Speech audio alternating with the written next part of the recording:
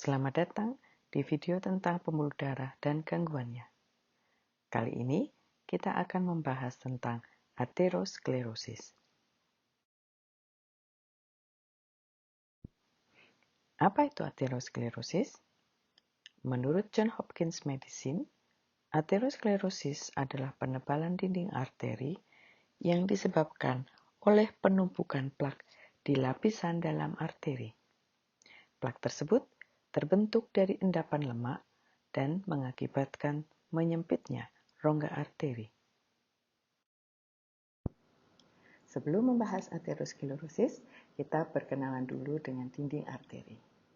Dinding arteri terdiri dari 3 lapisan dari dalam keluar, yaitu tunica intima, tunica media, dan tunica adventitia. Tunica intima, lapisan paling dalam yang bersentuhan dengan sel darah, dilapisi oleh selapis sel endotel. Tunica media tersusun atas sel otot polos dan serabut elastis. Sedangkan lapisan paling luar, tunica adventitia, tersusun atas sel fibroblast yang menyusun jaringan ikat. Nah, terjadinya aterosklerosis berawal dari kerusakan sel endotel. Rongga arteri dilapisi oleh deretan sel endotel yang membentuk endotelium.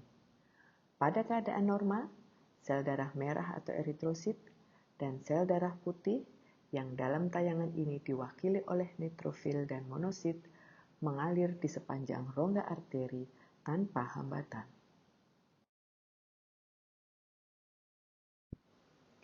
Adanya trauma, hipertensi, kolesterol jahat LDL, glukosa atau radikal bebas menyebabkan radang pada sel endotel. Kondisi radang ini menyebabkan sel endotel memunculkan molekul permukaan yang bisa mengikat monosit, sehingga sel darah putih ini akan menempel pada sel endotel. Monosit yang berhasil diikat oleh sel endotel kemudian berpindah ke dalam lapisan dinding arteri dan berubah menjadi makrofag. Pada saat yang sama, karena tingginya kadar LDL di darah dan jarak endotelium yang merenggang akibat radang, menyebabkan LDL berpindah dari darah ke dinding arteri. Di dinding arteri, LDL mengalami oksidasi dan dimakan oleh makrofag. Makrofag akan mempertahankan lemak yang dimakannya. Dan ketika makrofag menjadi penuh oleh lemak, mereka disebut sebagai sel busa.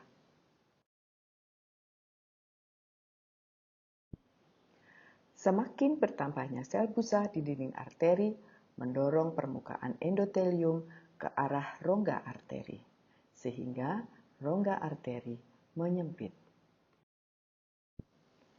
Arteri yang sering mengalami aterosklerosis adalah aorta di perut, arteri koronari di dinding jantung, arteri popliteal di lutut, dan arteri karotid di leher. Adanya aterosklerosis dapat ditandai dengan ketidaknyamanan di dada saat berolahraga atau stres emosional, kram kaki saat berjalan, atau sesak nafas pada aktivitas ringan. Aterosklerosis yang berkepanjangan dapat menjadi penyebab terjadinya stroke dan serangan jantung.